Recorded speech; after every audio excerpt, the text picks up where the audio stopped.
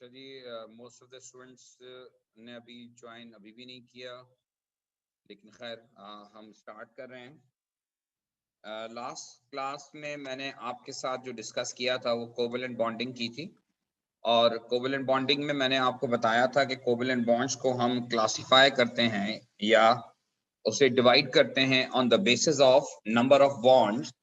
और on the basis of number of bonds मैंने आपको बताया था कि कोवेलेंट बॉन्ड को हम क्लासिफाई करते हैं into a single, double and triple covalent bond.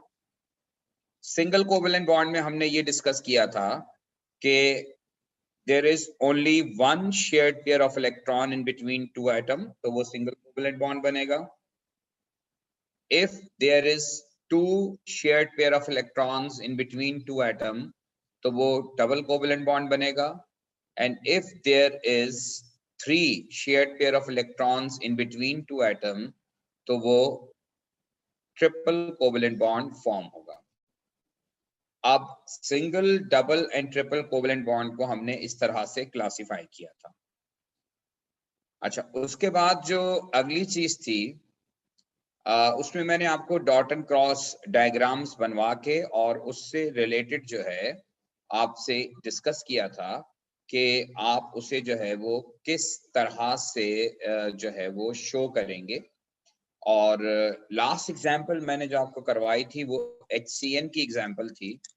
आज एक एग्जाम्पल मैं और यहाँ पे लिख रहा हूँ, और ये एग्जाम्पल है एग्जाम्पल ऑफ CN नेगेटिव। अब देखिए CN negative, cyanide ion. CN negative का क्या मतलब है? CN नेगेटिव का मतलब ये है कि कार्बन नाइट्रोजन तो हैं, लेकिन कार्बन नाइट्रोजन के साथ एक एडिशनल इलेक्ट्रॉन मौजूद है। So now if we want to make a dot and cross diagram for CN negative, then how will we find or how will we draw? As we know that carbon has 4 electrons in the valence shell, or nitrogen has 5 electrons in the valence shell. Nitrogen needs 3 more electrons to complete its outermost orbit. तो हम पहला काम तो ये करते हैं कि carbon के 3 इलेक्ट्रॉन्स को हम नाइट्रोजन के 3 इलेक्ट्रॉन्स के साथ शेयर करवा लेते हैं। अब नाइट्रोजन का वैलेंस शेल कंप्लीट हो गया, बट स्टिल कार्बन का एक इलेक्ट्रॉन है जो बाकी है। अब CN नेगेटिव है, ये तो CN का स्ट्रक्चर है। CN में एक लोन पेयर एक अनपेयर्ड इलेक्ट्रॉन मौजूद है। But now in case of CN negative, one additional electron we have, और वो एडिशनल इलेक्ट्रॉन वहां पेयरिंग करेगा जहां पर एक अनपेयर्ड इलेक्ट्रॉन मौजूद है। So there is an unpaired electron with carbon, so now one additional electron will pair here. And now this diagram will represent dot and cross diagram for CN negative ion. This is a dot and cross diagram for CN negative ion. और अब आप इसमें मुझे ये बताइए, अगर आप में से कोई बता सके कि how many shared pair, how many lone pairs are there in this ion? 3 shared pair हैं, 2 लोन पेयर नहीं। There are three shared pairs which are in between carbon and nitrogen. इसका मतलब ये हुआ कि कार्बन और नाइट्रोजन के दरमियान ट्रिपल कोवेलेंट बॉन्ड बनेगा। और दूसरी बात ये है कि नाइट्रोजन के पास लोन पेयर मौजूद है, एक अनशेयर्ड पेयर, और कार्बन के पास भी एक पेयर मौजूद है और वो अनशेयर्ड पेयर है। कार्बन के पास भी एक अनशेयर्ड पेयर ऑफ इलेक्ट्रॉन मौजूद है। तो नाइट्रोजन के पास एक लोन पेयर और एक अनशेयर्ड पेयर जो है वो कार्बन के पास मौजूद है। तो ये CN नेगेटिव आयन का ओवरऑल स्ट्रक्चर है।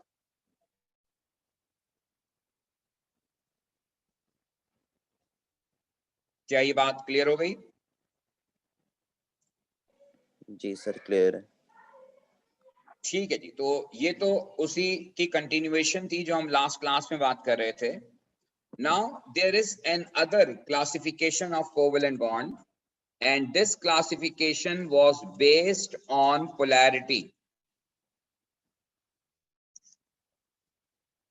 This is based on polarity.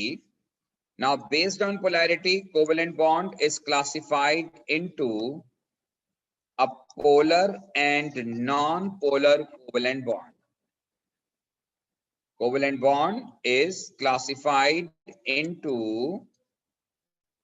a polar and non-polar covalent bond.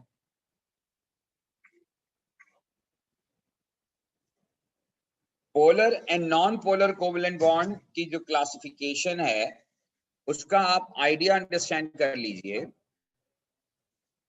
जब हम टर्म पोल इस्तेमाल करते हैं, पोल्स का मतलब आपको पता है कि हम बात कर रहे हैं किसी चार्ज के हवाले से। So basically polar covalent bond, first of all मैं इसको डिफाइन करूंगा।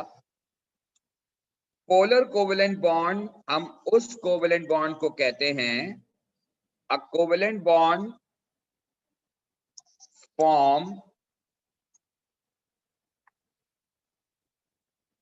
in between two non-identical atoms.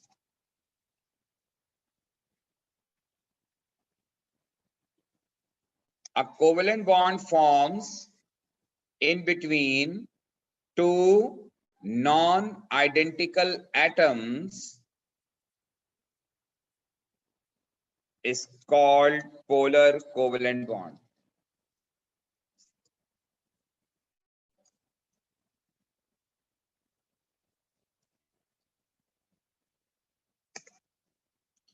Now, a bond formed in between two non-identical atoms. ऐसा कोवेलेंट बॉन्ड जो नॉन आइडेंटिकल एटम के दरमियान बनता है, हम उसे पोलर कोवेलेंट बॉन्ड कहते हैं। For example, a bond in between carbon and chlorine. Covalent bond in between carbon and chlorine is an example of a polar covalent bond because it is formed in between two non-identical atoms. Carbon and chlorine are two different atoms.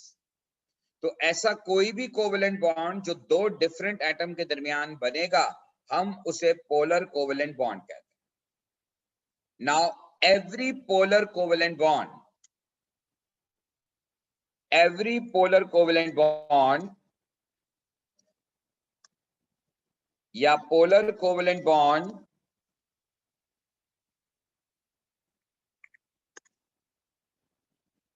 has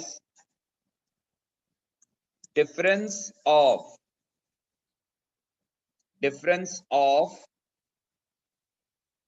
electronegativity in between two atoms. हमेशा जो polar covalent bond होता है उसमें दो atoms के दरमियान electronegativity का difference होता है। जैसे आप देखिए, हमने इलेक्ट्रोनेगेटिविटी को डिस्कस किया था कि electronegativity increases along the period and electronegativity decreases down the group. अगर आप कार्बन और क्लोरीन को कंसीडर करें तो पीरियोडिक टेबल में क्लोरीन बिलोंग्स टू ग्रुप 17 और आपको मैं बता चुका हूं कि ग्रुप 17 के मेंबर्स जो होते हैं they are considered to be more electronegative atoms. This is considered to be most electronegative group of periodic table. तो जब भी पोलर कोवेलेंट बॉन्ड बनेगा तो वहां डिफरेंस ऑफ इलेक्ट्रोनेगेटिविटी होगा इन बिटवीन टू एटम, और जब डिफरेंस ऑफ इलेक्ट्रोनेगेटिविटी होगा तो due to this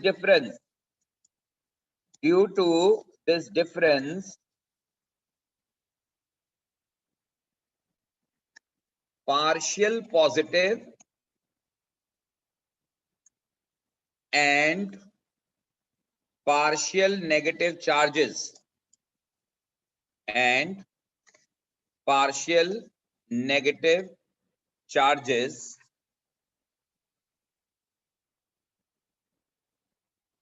produces on the atom.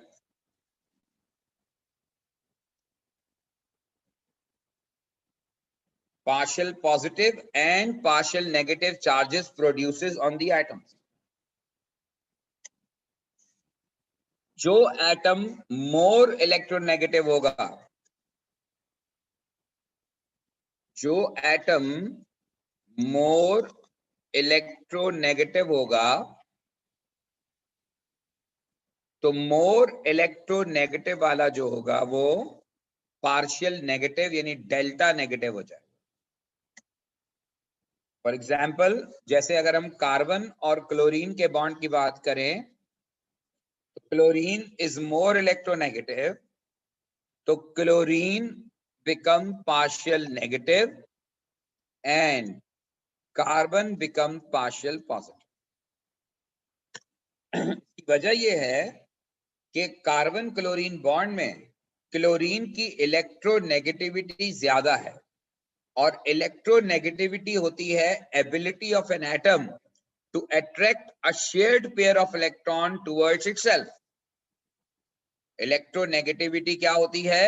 Ability of an atom to attract a shared pair of electron towards itself.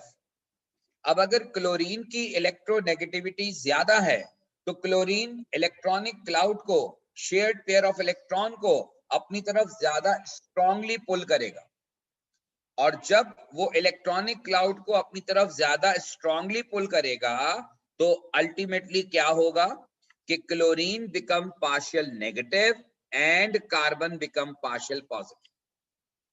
इसको हम कहते हैं कि डायपोल्स आर फॉर्म. क्या हुआ? Dipoles form. तो जहां पर पोलर कोवेलेंट बॉन्ड होता है वहां पर डायपोल्स फॉर्म होते हैं इन बिटवीन टू एटम्स, यानी एक पार्शियल पॉजिटिव टर्मिनल और एक पार्शियल नेगेटिव टर्मिनल डेवलप होता है. और इसी बात को हम कहते हैं, this is called as polarity of bond. This is called as polarity of bond. कि ये बॉन्ड की पोलैरिटी है. Polarity means कि bonds have partial positive and partial negative character. Polarity of bond का मतलब ये है कि this covalent bond has partial positive and partial negative terminals.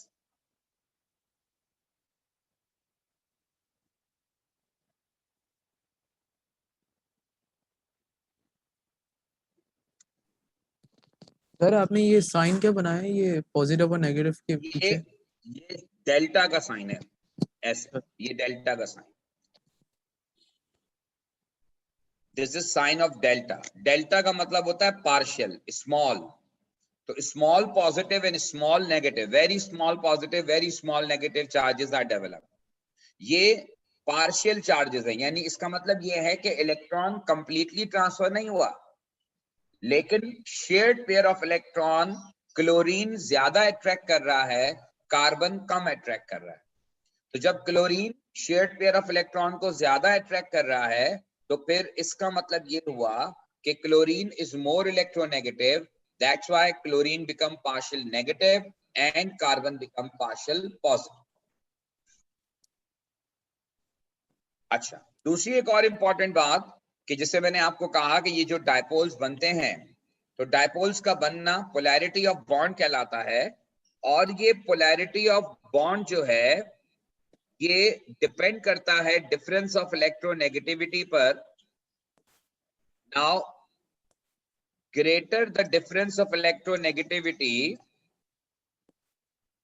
greater the difference of electronegativity, greater the difference of electronegativity, greater will be the polarity of bond. जितना ज्यादा difference of electronegativity होगा इन between two atom, उतना ही bond की polarity ज्यादा होगी. For example, अगर मैं carbon fluorine, carbon chlorine, carbon bromine और कार्बन आयोडीन के बॉन्ड को कंपेयर करूं, तो carbon fluorine, carbon chlorine, carbon bromine और कार्बन आयोडीन, ये इन चारों में कौन सा बॉन्ड ज्यादा पोलर होगा या किस बॉन्ड की पोलैरिटी ज्यादा होगी, ये डिपेंड करता है डिफरेंस ऑफ इलेक्ट्रोनेगेटिविटी पर.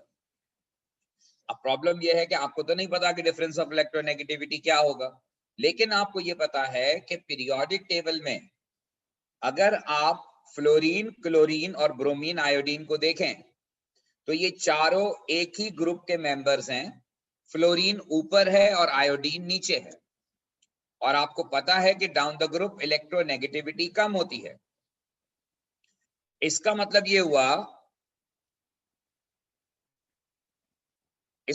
ये हुआ कि कार्बन फ्लोरीन बॉन्ड, फ्लोरीन ऊपर है तो कार्बन फ्लोरीन बॉन्ड की बॉन्ड पोलैरिटी ज्यादा होगी, क्योंकि यहां पर डिफरेंस ऑफ इलेक्ट्रोनेगेटिविटी ज्यादा होगा. तो carbon fluorine bond is more polar than carbon chlorine, and carbon chlorine bond is more polar than carbon bromine, and carbon bromine bond is more polar than carbon iodine. तो bond polarity के लिहाज से carbon fluorine bond जो है वो most polar bond है. और ये बात आप जहन में रखिएगा कि जितना ज्यादा बॉन्ड पोलर होता है तो उसके अंदर आयोनिक कैरेक्टर ग्रेजुअली बढ़ना शुरू हो जाता है. एक बात मैं आपको बताऊं, नेचर में कोई भी कंपाउंड ना तो प्योरली आयोनिक होता है 100%, ना ही कोई कंपाउंड प्योरली कोवेलेंट होता है. प्योर कोवेलेंट की मैं एक दो आपको बातें बताऊंगा आगे, लेकिन एवरी कोवेलेंट कंपाउंड या every polar covalent bond, every polar covalent bond, every polar covalent bond has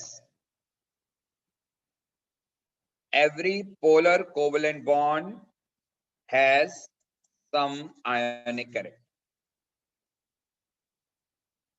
Every polar covalent bond has some ionic character. अब ये आयोनिक कैरेक्टर ज्यादा होगा या कम होगा, ये डिपेंड करता है डिफरेंस ऑफ इलेक्ट्रोनेगेटिविटी पर. अगर डिफरेंस ऑफ इलेक्ट्रोनेगेटिविटी जो है वो ज्यादा है तो आयोनिक कैरेक्टर ज्यादा होगा. अगर डिफरेंस ऑफ इलेक्ट्रोनेगेटिविटी कम है तो फिर आयोनिक कैरेक्टर जो है वो कम होगा. तो बाद वक्त एग्जामिनर आपसे इस बात को जो है वो जज करवाता है, तो आपको ये पॉइंट क्लियर होना चाहिए कि डिफरेंस ऑफ इलेक्ट्रोनेगेटिविटी और पोलैरिटी आपस में रिलेट करती हैं. जितना ज्यादा डिफरेंस ऑफ इलेक्ट्रोनेगेटिविटी होगा, पोलैरिटी ऑफ बॉन्ड उतनी ही ज्यादा होगी और बॉन्ड उतना ही ज्यादा पोलर होगा.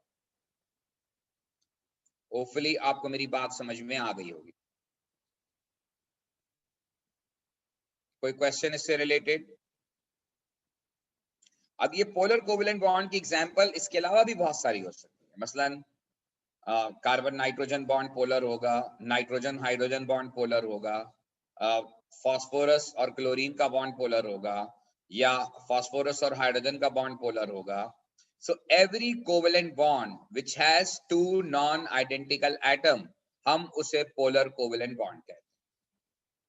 And every polar covalent bond has some difference of electronegativity, और वो difference of electronegativity जितना ज्यादा होगा, compound की polarity उतनी ही ज्यादा होगी.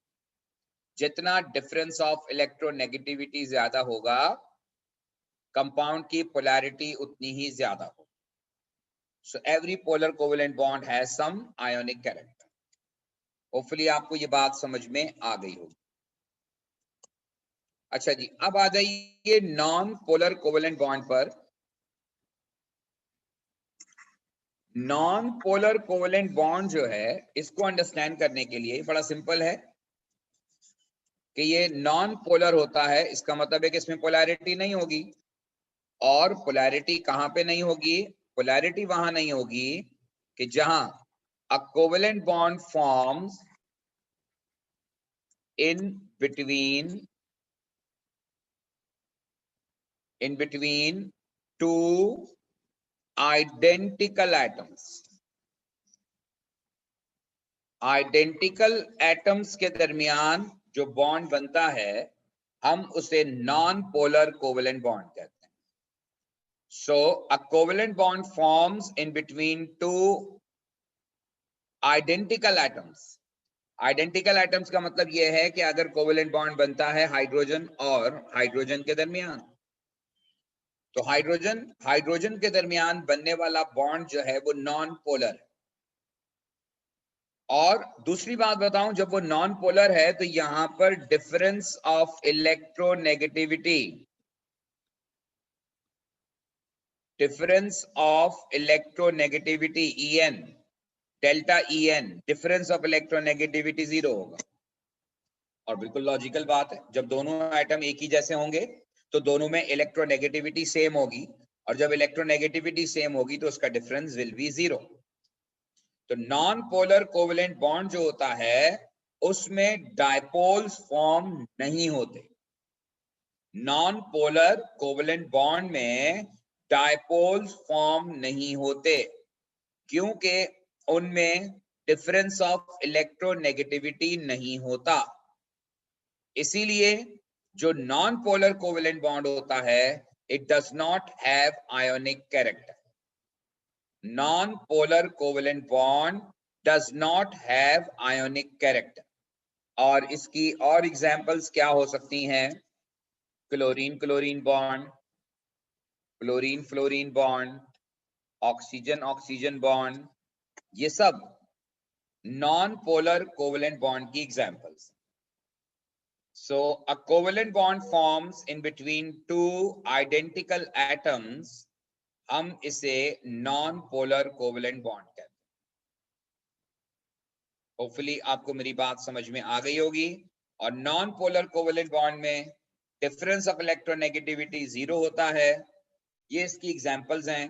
और अल्टीमेटली जहां पर नॉन पोलर कोवेलेंट बॉन्ड बनेगा, वहां पर आपकी समझ में आ रहा होगा कि पोलैरिटी जनरेट नहीं होगी। पोलैरिटी वहां जनरेट होती है, डायपोल्स वहां फॉर्म होते हैं जहां डिफरेंस ऑफ इलेक्ट्रोनेगेटिविटी होता है, और जो मोर इलेक्ट्रोनेगेटिव एटम होता है वो इलेक्ट्रॉनिक पेयर को, शेयर्ड पेयर को ज्यादा स्ट्रांगली पुल करता है, इसलिए वो पार्शियल नेगेटिव और दूसरा वाला एटम पार्शियल पॉजिटिव हो जाता है।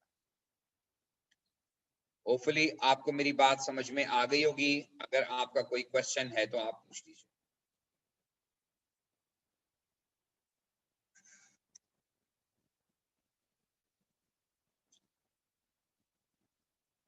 राइट जी। अब there is another classification of covalent bond, and now it is on the basis of overlapping of orbitals. On the basis of overlapping of orbitals, covalent bond are also classified into a sigma covalent bond, into a sigma covalent bond। ये sigma का sign है, इसको यूं भी लिखते हैं। and the second one is called pi covalent bond, और ये pi का सिंबल है।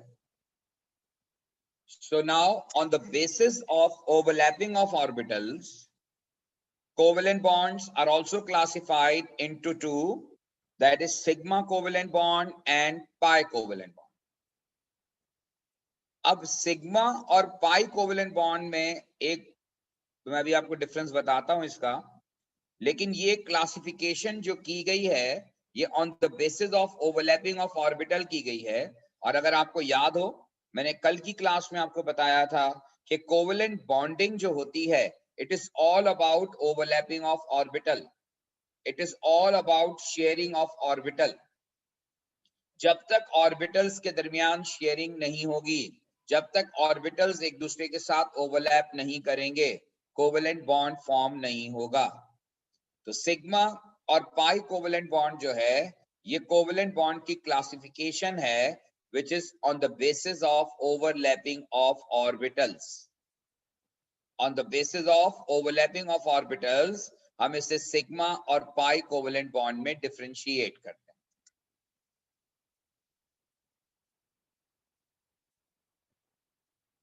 अब सिग्मा और पाई कोवेलेंट बॉन्ड जो है उसमें पहले बात करते हैं सिग्मा की। सिग्मा कोवेलेंट बॉन्ड में होता यह है कि पहले तो मैं आपको बताऊं कि अगर दो एटम्स के दरमियान कोवेलेंट बॉन्ड फॉर्म होता है तो first covalent bond in between two atoms, first covalent bond in between two atoms को हम सिग्मा कोवेलेंट बॉन्ड कहते हैं। दो एटम्स के दरमियान जब भी पहला कोवेलेंट बॉन्ड बनेगा वो सिग्मा है। फर्ज करें दो एटम के दरमियान एक ही बॉन्ड बनता है तो वो सिग्मा कहलाएगा। अगर दो एटम के दरमियान डबल कोवेलेंट बॉन्ड बन रहा है तो उनमें से एक सिग्मा होगा और एक पाई होगा। हमेशा first covalent bond in between two atom जो बनता है, ये डेफिनेशन नहीं है, मैं आपको इसका कॉन्सेप्चुअली बता रहा हूं, लेकिन डेफिनेशन अभी मैं आपको बताऊंगा कि आप एग्जाम में कैसे डिफाइन करेंगे सिग्मा कोवेलेंट बॉन्ड को। लेकिन सिग्मा कोवेलेंट बॉन्ड जो है वैसे first covalent bond in between two atom जो फॉर्म होता है उसे सिग्मा कोवेलेंट बॉन्ड कहा जाता है। First covalent bond in between two atoms. अच्छा जी, अब first covalent bond in between two atom जो है इसे हम सिग्मा कोवेलेंट बॉन्ड कहते हैं। अब सवाल यह है कि सिग्मा कोवेलेंट बॉन्ड का आइडिया क्या है, बनता कहां है और कैसे बनता है। सिग्मा कोवेलेंट बॉन्ड को हम कहते हैं कि अ कोवेलेंट बॉन्ड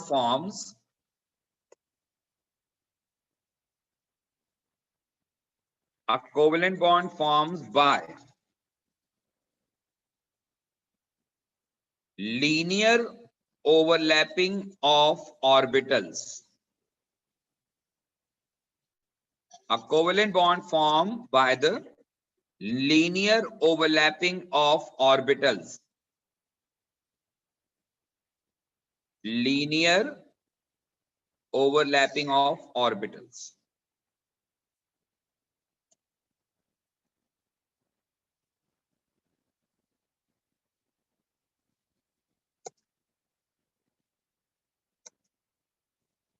ये है लीनियर ओवरलैपिंग ऑफ ऑर्बिटल्स, या इसी लीनियर ओवरलैपिंग को एक और नाम दिया जाता है, it is also known as head to head overlapping of orbitals. Head to head overlapping of orbitals। तो head to head overlapping of orbitals के नतीजे में भी जो बॉन्ड बनता है हम उसे सिग्मा कोवेलेंट बॉन्ड कहते हैं। तो a covalent bond forms by linear overlapping of orbitals या head to head overlapping of orbital से जो बॉन्ड बनता है वो सिग्मा कोवेलेंट बॉन्ड कहलाता है।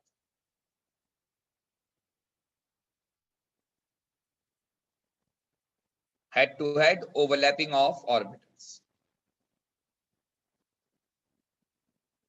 अब क्या मतलब है लीनियर ओवरलैपिंग या हेड टू हेड ओवरलैपिंग का, उसमें मैं आपको बताऊं कि सिग्मा कोवेलेंट बॉन्ड उस वक्त बनता है जब s ऑर्बिटल s के साथ ओवरलैप करता है, या s ऑर्बिटल p ऑर्बिटल के साथ ओवरलैप करता है, या p ऑर्बिटल p ऑर्बिटल के साथ ओवरलैप करता है।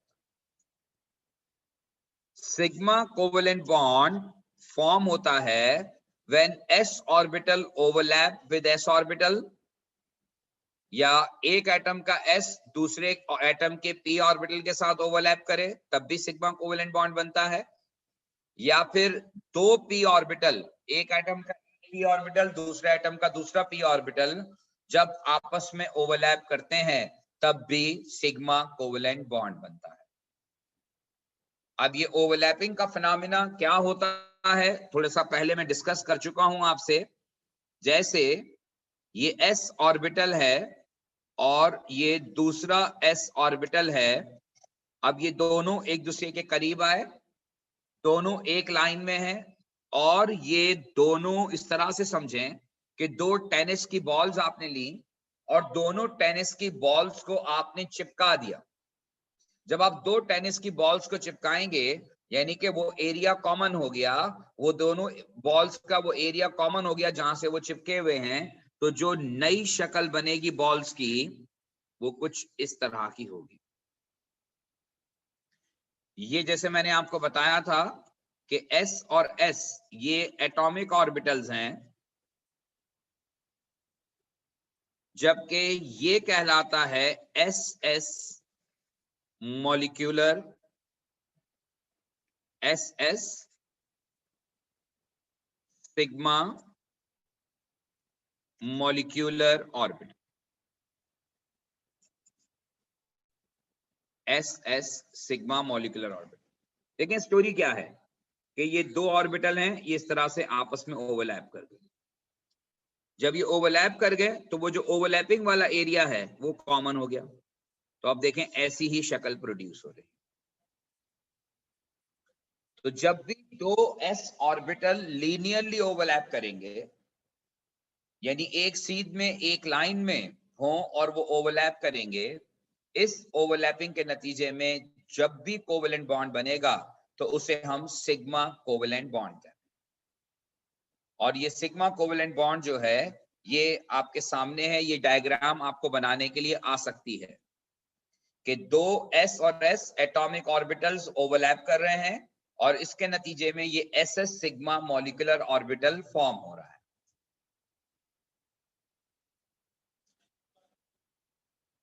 Any question? अच्छा, अब s ऑर्बिटल जो होता है वो आपको मैं पहले भी बता चुका हूं, स्फेरिकल इन शेप होता है, यानी जस्ट लाइक अ टेनिस बॉल।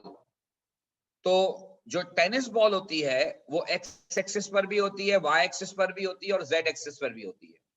इसलिए जो ss सिग्मा मॉलिक्यूलर ऑर्बिटल बनता है वो भी तीनों एक्सिस पे लाया करता है, वो भी तीनों एक्सिस पे लाया करता है, एक्स एक्सिस पर भी, वाई एक्सिस पर भी और जेड एक्सिस पर भी। अच्छा, अब अगर s ऑर्बिटल जो है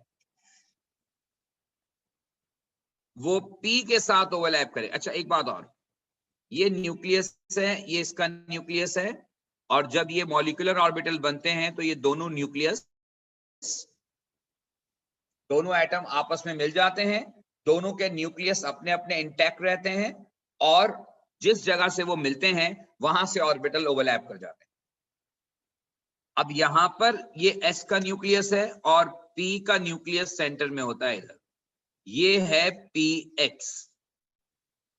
अच्छा, अब आप देखिए s ऑर्बिटल जो है वो स्फेरिकल है, वो x एक्सिस पर भी है, वो y एक्सिस पर भी है और वो z एक्सिस पर भी है। p ऑर्बिटल जो होता है वो डंबल इन शेप होता है और वो या तो x पर होगा या y पर होगा या z पर होगा। px या तो px होगा या py होगा या pz होगा। जब ये p ऑर्बिटल s ऑर्बिटल के साथ ओवरलैप करता है तो किसी एक एक्सिस पे ओवरलैप करता है, क्योंकि वो खुद एक ही एक्सिस पर होता है। अब चाहे s के साथ px ओवरलैप करे, py ओवरलैप करे या pz ओवरलैप करे, जो नया शेप बनता है वो कुछ इस तरह का होता है। इसको कहते हैं sp सिग्मा मॉलिक्यूलर ऑर्बिटल। और इसकी लॉजिक में आपको बता दूं, देखें ये p है और ये s है। अब जब ये कॉमन एरिया खत्म हो जाएगा तो क्या होगा, एक लूप बड़ा हो जाएगा और एक पीछे दुम सी नजर आएगी। ये बिल्कुल ऐसे है जैसे लॉलीपॉप का स्ट्रक्चर होता है। लॉलीपॉप में जैसे पीछे स्टिक होती है और उसके साथ जो है वो ऊपर बलून की तरह होता है। तो ये बिल्कुल जो sp सिग्मा मॉलिक्यूलर ऑर्बिटल होता है उसका शेप जस्ट लाइक लॉलीपॉप होता है।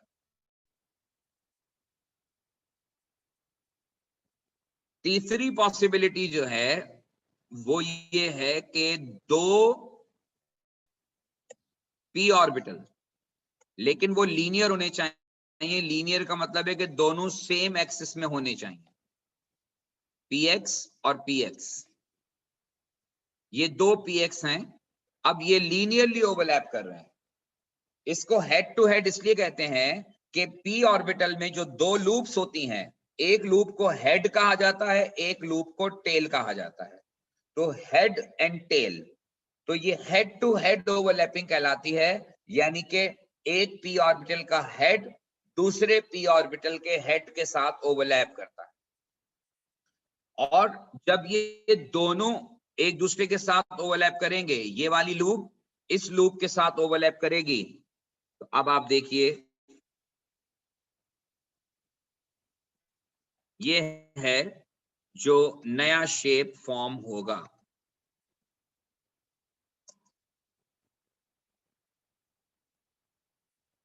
ये है p सिग्मा मॉलिक्यूलर ऑर्बिटल।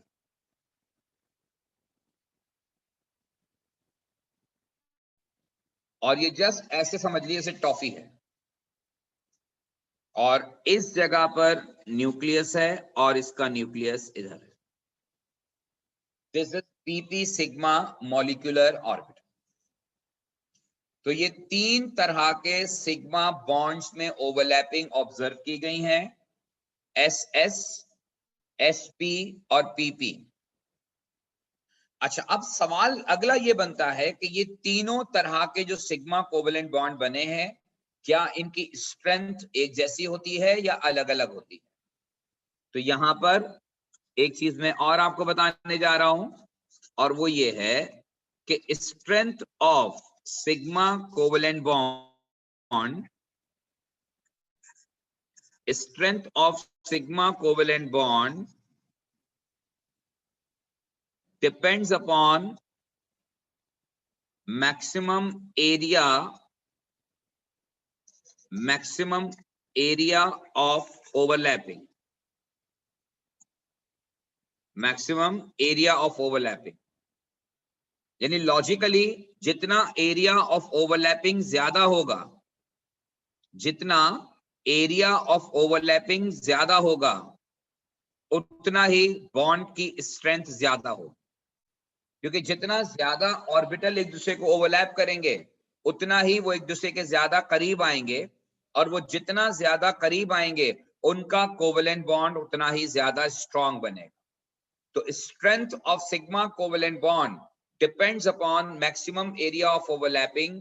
और जब एरिया ऑफ ओवरलैपिंग के हिसाब से देखा गया तो ऑब्जर्व ये किया गया है कि PP sigma covalent bond is stronger then SP and SP is stronger than SS.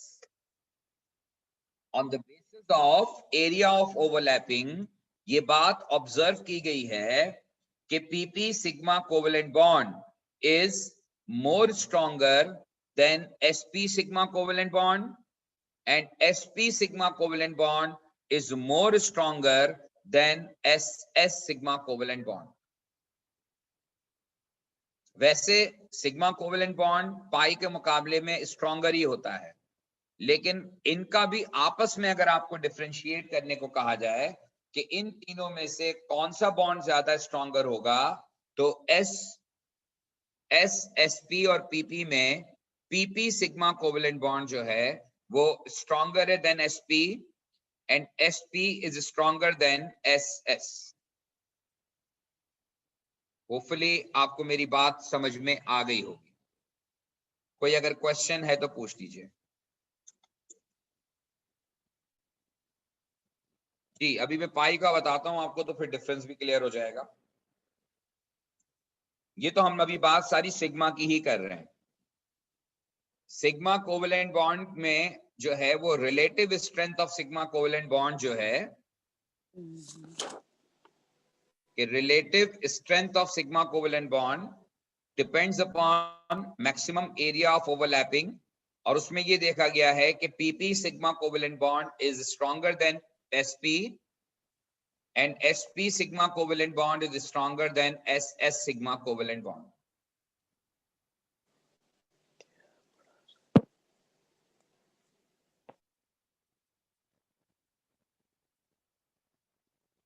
तो ये जो है वो ये स्टोरी आपके सामने है। अब बताइए इसमें किसी किस्म का कोई प्रॉब्लम?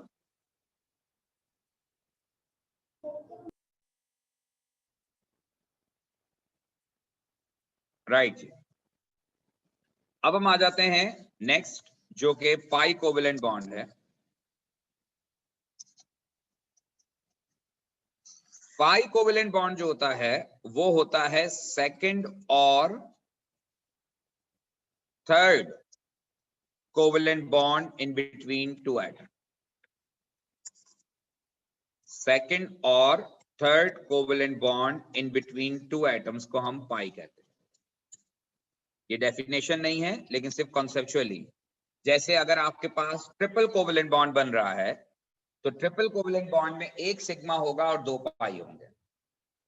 अगर डबल कोवेलेंट बॉन्ड बन रहा है तो एक सिग्मा होगा और एक पाई होगा, और अगर सिंगल कोवेलेंट बॉन्ड है तो वो सिग्मा होगा। यानी पाई कोवेलेंट बॉन्ड जो होता है वो होता ही सेकंड कोवेलेंट बॉन्ड या third covalent bond in between two atom अगर बनता है तो वो पाई होता है।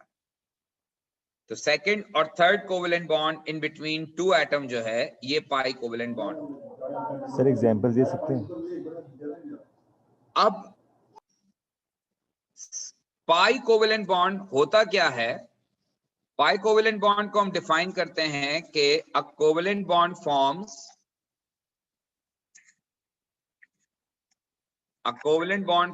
Bye parallel overlapping of orbitals.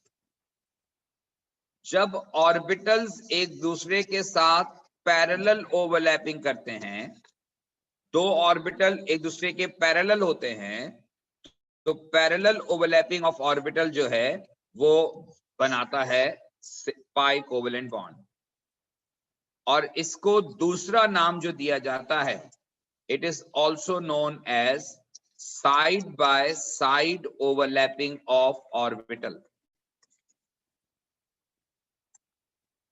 Parallel overlapping को side by side overlapping of orbitals भी कहा जाता है। यानी दो ऑर्बिटल बजाय लीनियर होने के एक दूसरे के पैरेलल होते हैं। अच्छा, अब एस ऑर्बिटल कभी भी पैरेलल नहीं हो सकता, क्योंकि एस ऑर्बिटल स्फेरिकल होता है। अब जो मैथ पढ़ते हैं उनको समझ में आता होगा ये कि एस ऑर्बिटल चूंकि एक्स पर भी होता है, वाई पर भी होता है, जेड पर भी होता है, इसलिए वो किसी के पैरेलल नहीं हो सकता। पैरेलल वो होता है, पैरेलल लाइंस वो होती हैं जो सिंगल एक्सिस पर होती हैं। तो यहां पर अगर पाई कोवेलेंट बॉन्ड बनेगा तो वो सिर्फ उन ऑर्बिटल्स के दरमियान बनेगा जो सिंगल एक्सिस पर होते हैं। इसका मतलब ये हुआ कि पाई कोवेलेंट बॉन्ड सिर्फ बनता है जब p और p ऑर्बिटल ओवरलैप करते। पाई कोवेलेंट बॉन्ड सिर्फ उस वक्त बनता है जब p और p ऑर्बिटल एक दूसरे के ओवरलैप करते हैं, लेकिन वो भी लीनियर ओवरलैपिंग नहीं हो, बल्कि वो साइड बाय साइड ओवरलैपिंग हो। साइड बाय साइड ओवरलैपिंग का मतलब ये है कि वो दो पी ऑर्बिटल एक दूसरे के पैरेलल होने चाहिए। जैसे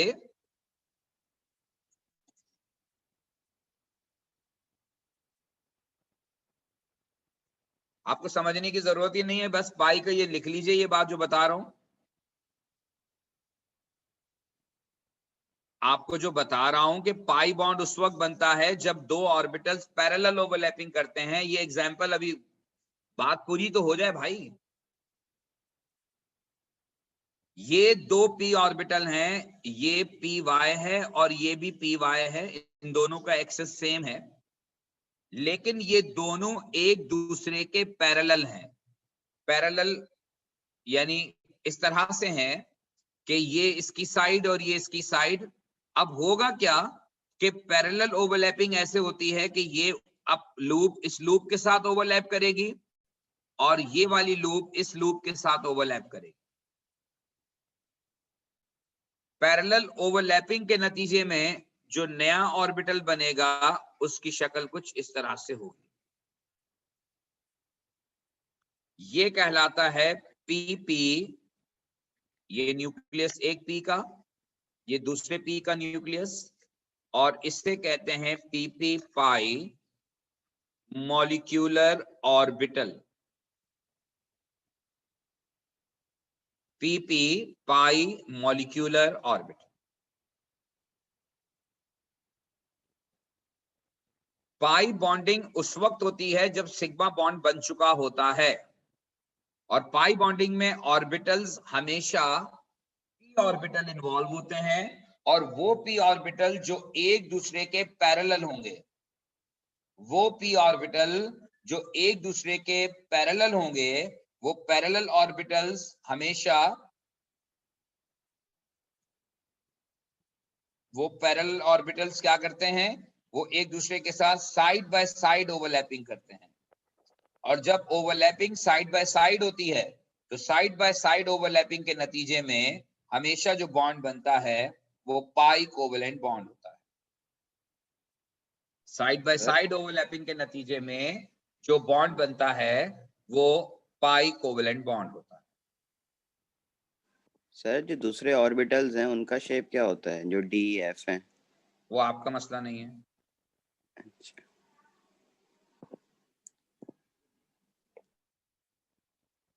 अच्छा, दूसरी बात ये है कि पाई कोवेलेंट बॉन्ड जो होता है वो हमेशा वीकर होता है देन सिग्मा कोवेलेंट बॉन्ड।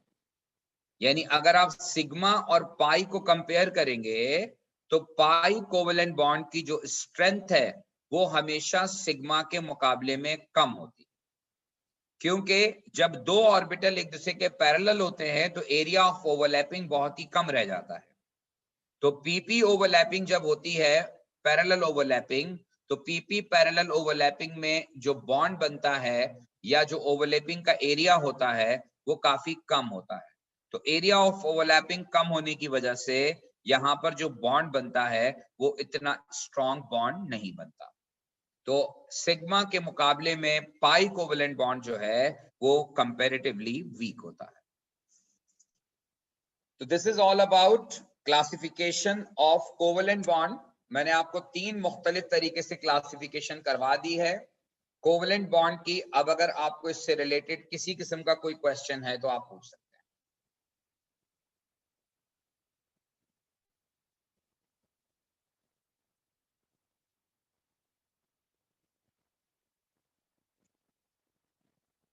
ठीक है जी, तो फिर अब बाकी बात इंशाल्लाह हम अगली क्लास में करेंगे।